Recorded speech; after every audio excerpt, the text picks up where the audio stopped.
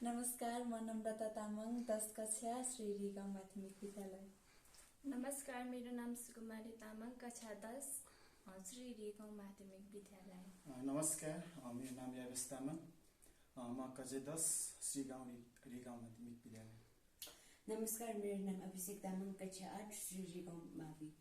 नमस्कार, मेरो नाम वसन्त तामाङ कक्षा 9 श्री रिगाउँ माध्यमिक विद्यालय। नमस्कार, मेरो नाम देवस विश्वकर्मा, म श्री रिगाउँ माध्यमिक विद्यालय।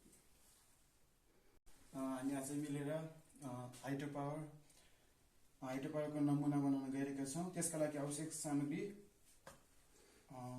भोल्टमिटर,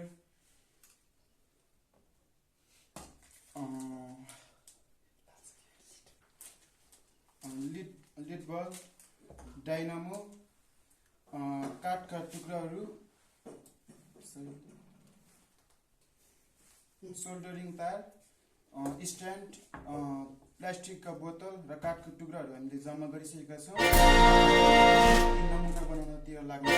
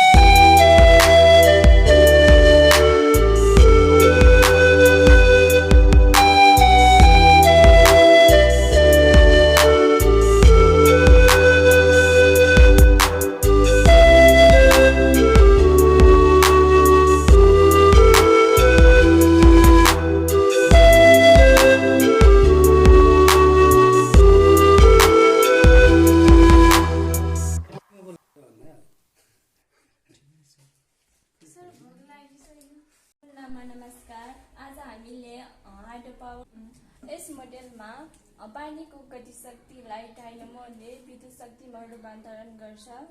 यस मोडेलमा पानीको गतिशक्तिलाई डाइनामोले विद्युत शक्तिमा रूपान्तरण गर्छ। यसले बिजुली उत्पादन गर्छ र यसको कारण यहाँ बत्ती बल्छ।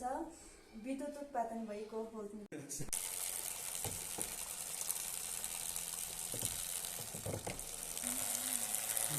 बत्ती बलेको छ।